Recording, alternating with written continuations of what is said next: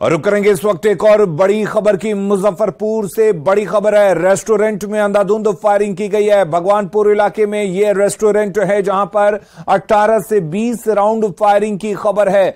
मौके से 10 खोखा भी बरामद किए गए हैं। तो बिहार में अपराधी बेलगाम हो गए हैं। आपको बता दें कि एक के बाद एक फायरिंग की घटना सामने आई है। मौके से 10 खोखा बरामद किया गया है। सीसीटीवी फुटेज को पुलिस खंगाल रही है। मुजफ्फरपुर के भगवानपुर इलाके में एक रेस्टोरेंट पर अपराधियों ने अंधाधुंध फायरिंग की। खबर यह है कि अपराधियों ने 18 से 20 राउंड तक फायरिंग की है। सूचना मिलने के बाद पुलिस पहुंची है। सीसीटीवी फुटेज से अपराधियों की पहचान की जा रही है। रेस्टोरेंट के ऑनर प्रिंस ठाकुर ने बताया कि कुछ बदमाश आए, जिसमें से एक ऊपर आया और वो उन्हें खोज रहा था। काउंटर पर उनका छोटा भाई था, उसे नीचे बुलाया, वो नहीं गया तो फिर अंधाधुंध फायरिंग शुरू कर दी। घटना के पीछे का कारण निजी दुश्मनी बताई जा रही है। फिलहाल पुलिस मामले की जांच कर रही है। छोटा भाई बैठा हुआ था होटल पे काउंटर पे, तो चारा जो आया है, ऊपर आया है एक लड़का, तो पूछा है, बोले प्रिंस है, प्रिंस मेरा नाम हुआ, प्रिंस है, तो बोला कि नहीं है, नीचे आओ। उसी को बुलाया, तुम नीचे नहीं गया, ठीक है। सीढ़ी के पास गया, वहीं से जैसे वो अंदर घुसा है ना, उसके बाद लगातार गोली चलाने लगे। विशाल ब्रांड रेस्टोरेंट है और यहाँ पर कुछ लोग इकट्ठे भी हुए थे। उस समय पार्टी की जा रही थी। यहाँ पर कम से कम 10 राउंड से अधिक फायरिंग की सूचना हम लोगों को मिली है। एग्जैक्टली कितने राउंड फायरिंग हुई है वो हम लोग जांच के बाद ही बता पाएंगे। और प्रारंभिक रूप से ऐसा लगता है कि डराने के लिए उन्होंने ये घटना कारित की है, क्योंकि जो लोग यहाँ चला रहे थे, होटल या रेस्टोरेंट के मालिक यहाँ चला रहे थे, जो लोग यहाँ पर बैठे थे, तो उनको भयभीत करने के लिए ये घटना कारित की गई है। किसी को टारगेट करके ये घटना नहीं की गई है। घटना इससे बड़ी भी हो सकती है। तो महज कुछ ही घंटे के भीतर बेखौफ अपराधियों ने बिहार के अलग अलग जिलों में जमकर तांडव मचाया है। गोलियों की गूंज से बिहार थर्रा उठा है, क्योंकि मुजफ्फरपुर से लेकर बेगूसराय और नालंदा से लेकर समस्तीपुर तक अपराधियों ने कुछ ही घंटे के भीतर अंधाधुंध फायरिंग की है। इन तस्वीरों में आप देख सकते हैं कि किस तरह बदमाशों ने बिहार पुलिस को अपराध पर लगाम लगाने को लेकर खोली चुनौती दी है। पहली तस्वीर बेगूसराय की है, जहां बाप बेटा समेत 3 लोगों को गोली मारी गई है, जिसमें बेटे की मौत से परिवार में कोहराम मचा हुआ है।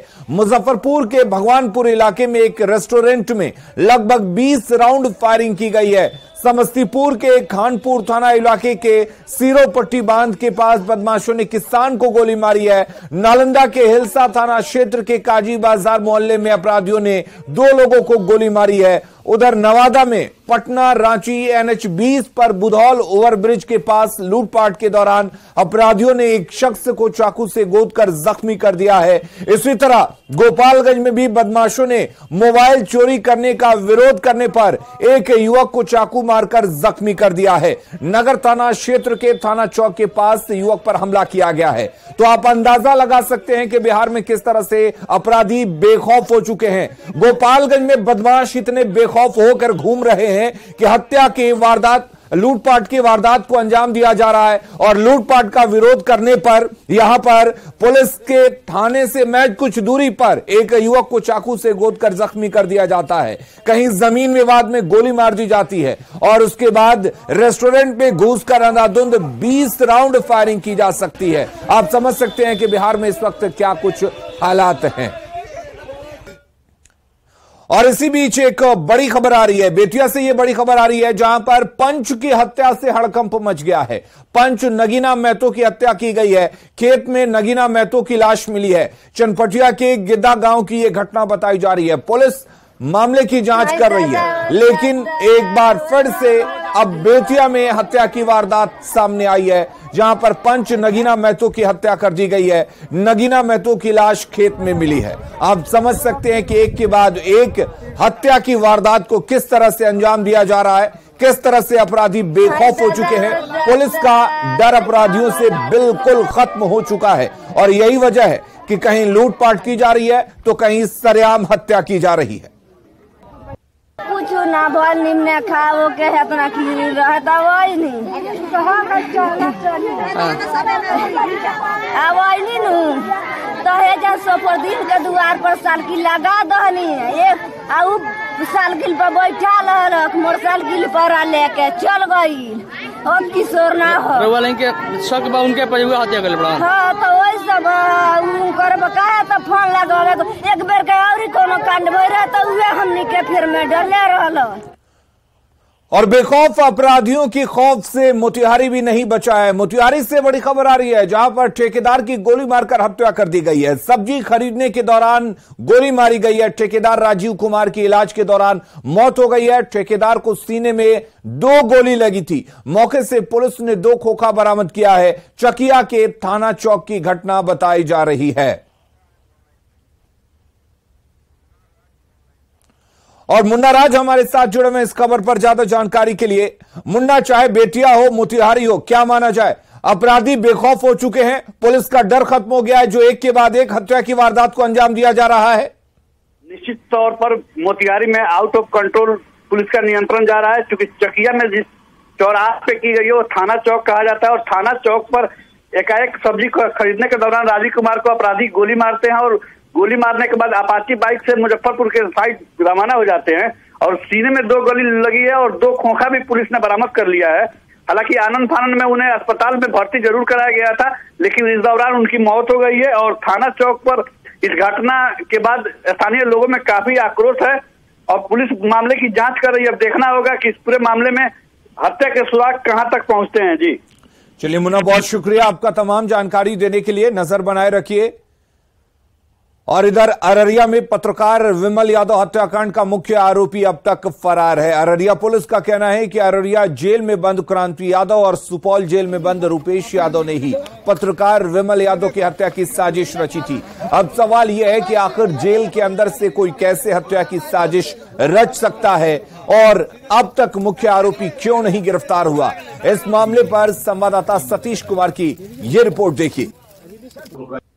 अररिया में पत्रकार विमल यादव हत्या कांड की जड़ में दरअसल एक विवाद की चिंगारी कई वर्षों से सुलग रही थी। इस विवाद की आंच ने घर के दोनों चिराग को हमेशा के लिए बुझा दिया। पहले गब्बू यादव छोटा भाई, उसके बाद बड़ा भाई पत्रकार विमल यादव। दरअसल में दिवंगत पत्रकार विमल के भाई सरपंच गब्बू यादव हत्याकांड में नामजद अभियुक्त जो अभी अररिया जेल में बंद है क्रांति यादव के छोटे भाई की गांव में किसी युवक के साथ झगड़ा हो गया था। विवाद बढ़ने के बाद सरपंच गब्बू ने पंचायती कर जेल में बंद क्रांति के भाई को विवाद बढ़ाने से मना किया था। विवाद स्थल पर बेलसारा के कुछ लोग वहां पहुंच गए और लोगों ने क्रांति के भाई की भी जमकर पिटाई कर दी थी। निर्मम पिटाई को लेकर दोनों पक्षों में अब तनाव उत्पन्न हो चुका था। इस विवाद की आंच में सरपंच गब्बू यादव की 29 अप्रैल 2019 को अपराधियों ने गोली मारकर हत्या कर दी थी। उस दिन रानीगंज में अपने भाई पत्रकार विमल यादव के आवास पर खाना खाने के बाद सरपंच गब्बू यादव बाइक पर सवार होकर बेलसारा स्थित अपने घर के लिए निकला था कि रास्ते में ही गब्बू यादव को अपराधियों ने दौरा कर गोली मारकर उसकी हत्या कर दी थी। बेलसारा पंचायत के सरपंच गब्बू यादव की दिन दहाड़े हुई हत्या मामले में दिवंगत पत्रकार विमल कुमार यादव के बयान पर रानीगंज थाना में प्राथमिकी दर्ज कराई गई थी, जिसके बाद आरोपी क्रांति यादव अब तक जेल में बंद है। इस केस में एक और आरोपी था रूपेश यादव जो अभी वर्तमान में सुपौल की जेल में बंद है। एसपी अशोक कुमार सिंह ने अब खुलासा भी कर दिया है कि अररिया जेल में बंद क्रांति यादव और सुपौल की जेल में बंद रूपेश यादव ने ही जेल से पत्रकार विमल यादव की हत्या की साजिश रची थी। अब बड़ा सवाल उपजता है कि आखिर जेल की 4 दीवारी और सख्त सलाखों की घेराबंदी के बावजूद अपराधी भला कैसे खूनी साजिश रच सकते हैं।